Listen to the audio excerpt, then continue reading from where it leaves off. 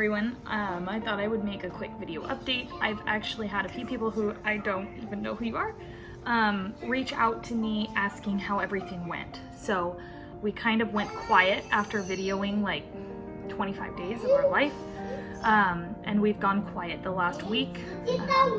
As you can hear, our little guy is, we're almost getting ready to leave. We have about another 2 hours before we have to leave our hotel to leave on our flight. And so I thought I would recap for you kind of this last week. We're not going to show all of it. Oh, you have to unplug it if you want to come over here. Unplug it, yeah. Yeah, it's not going to reach. Distractions. So last Monday, the 27th, so today as I'm recording this, it is August 5th.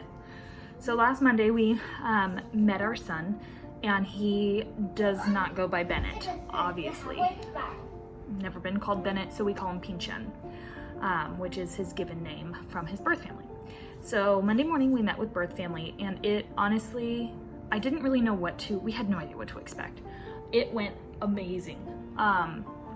There was a lot more family who actually came, aunts, uncles, cousins, and it was wonderful. We got to hear some stories about when he was small and hear about their growing up, and it was really great. So, hi! Unplug it! What? You gonna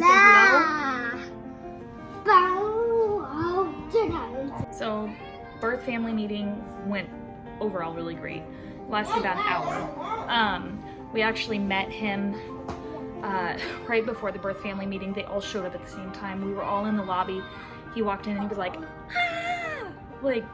So at first, the first 2 days, he wasn't very affectionate in terms of hugs and kisses and stuff like that. And from my understanding, it's not necessarily, and maybe correct me if I'm wrong, in the Asian culture where adults show PDA, hugs, kisses, things like that. Not that Brian and I are already very PDA people. So we met them first day. We hung out in the government office after the birth family meeting. We actually came back to the hotel and played. We got to see the pool, and then Tuesday we went and picked him up, and everybody came back. The social workers and Pinshin, we all came back to the hotel, and we went swimming. It was his first experience in the pool, and he loved it. So Yo-Yo is swimming, and we went swimming every day. So Tuesday we went swimming, then we came back here and just rested for the afternoon, and then we had to take him back. It was going pretty well. I mean, he has his little fits.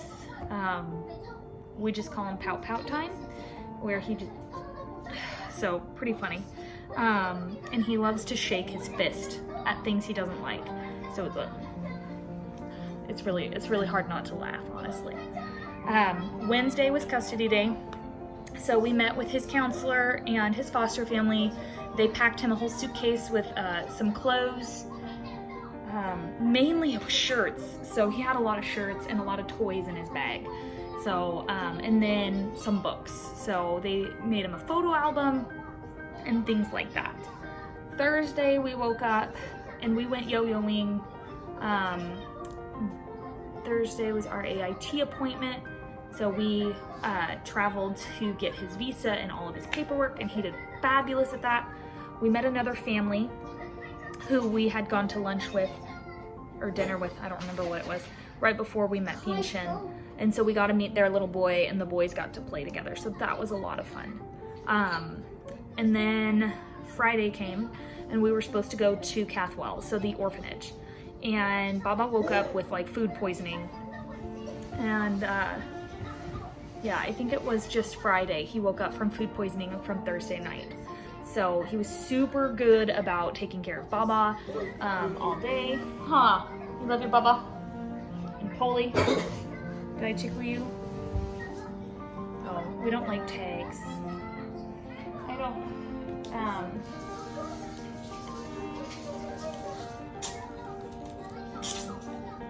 there you go.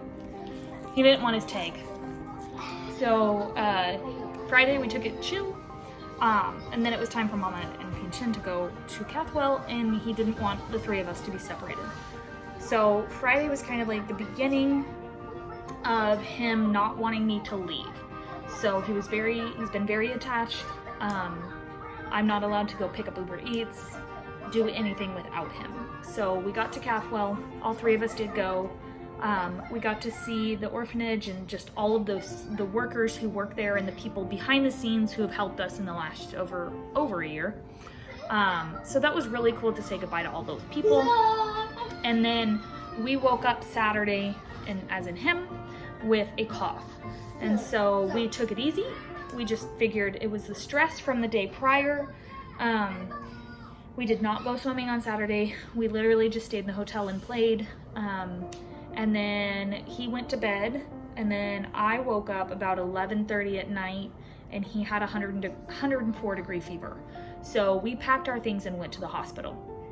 Part of the issue with that was we were supposed to leave Monday night. So this is now Sunday midnight, right? Early morning. And we were in the hospital for a few hours and to find out that he has pneumonia. So trying to battle that with his already heart condition has been, worrisome, obviously. We want to make sure he's healthy, and he did have a fever. So our hotel staff was actually wonderful. They got us a taxi to get to the hospital emergency room. Hello.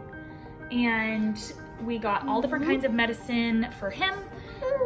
There was lots of shots and things that had happened at the ER. He was being a little champ, which is crazy, like, so cute. Sunday, he slept for another 6 hours. After we got home, he slept for about 6 hours. We took it chill, and then his show. This is our favorite show. We watch it over and over again every day. Yeah? Yeah, hello. Who are you? Pinchin. Who am I? Mama. 这是照相机。这是照相机耶。I know. You can see your movie. So Sunday we took it easy. Our hotel staff was wonderful. They helped us figure out our flights. And the regulations behind going to the airport. Can you turn this down a little bit, Mama? Ow. You want your headphones? You want your headphones? So they helped us figure out the airport, all different kinds of things. Oh, 5 hours, okay. We work off timers. So we had to change our flight because of his fever, and we didn't know about his pneumonia. We had a follow-up doctor's appointment on Tuesday, so yesterday was Tuesday. We had just been taking it slow that whole entire time. We go to the doctor's appointment, and they did not address his pneumonia right away. They were like, you came from the United States, you gave him COVID, we need to do a COVID test. And I'm like, hold the phone. We had a COVID test before we left the United States. We were negative. We quarantined for 16 days. And we had 7 days health management. And none of those times we had any symptoms. We did not have COVID. Like, we did not give him COVID. So she wouldn't, between the communication gap, it was super challenging to understand. Anyways, they told us that he had to stay overnight in the hospital, that one of us were going to have to stay with him, the other had to go back to the hotel, which is challenging because it's like within 24 hours we're supposed to board a plane. So they bring us downstairs and put us in this holding room, which was like a 7x7 room. It had like a hospital bed, a chair, and they gave us 3 cups of water, 3 like grocery bag kind of things to urinate in, and 3 bags of goldfish, and then we were told to wait. About an hour and a half in, they finally told us that his results would be back before 6 p.m. So we got there at 1:30. We were in that room for almost 4.5, 5 hours. Thank God we brought the iPad because, I mean, it did die but it did give him a lot of playtime because we didn't bring anything else. We didn't bring snacks. We thought we were going to be in and out. Our social worker, who was from the orphanage, actually came back into Taipei, and came to the hospital and sat in the waiting room until we were done. She helped us navigate paying and navigate grabbing the medicine, and we were pretty much like shooed out of the hospital. They wanted us to leave. So he was negative for COVID, he was negative for influenza, and so we're clear to fly. And so we got home at like 8 o'clock at night. He was starving. We got him fed, and here we are today. So it's been kind of crazy. I will put a few photos from this last week in there, but not probably too many. Lots of stress, a lot more money, because we didn't want to change hotels, so we were kind of at the mercy of the hotel staff. But they could have charged us a lot more for the room every night that we had to go extra. So we are grateful for that. And yeah, our hotel staff has been just fabulous, like taking care of every single one of our needs. He is super energetic, very much a 6-year-old, loves everything, and is becoming more affectionate. He always wants to be held. So definitely worth the quarantine. Seems like ages ago. And we're officially here 5 weeks now, which obviously was never the plan to be here for 5 weeks. But we had to make sure his health was priority. And just with everything going on right now, I did not want him to be boarding a plane with him he still has pneumonia. We're just gonna have to take our meds on the plane. So anyways, that's a super fast update on kind of what's been happening here. I can't think of anything else to share with you guys. I do know that a few of you are in the process or waiting. And Brian and I were talking, like, what advice can we give to future families? Pretty much expect the unexpected. We went from 0 to tooth fairy to hospital visit to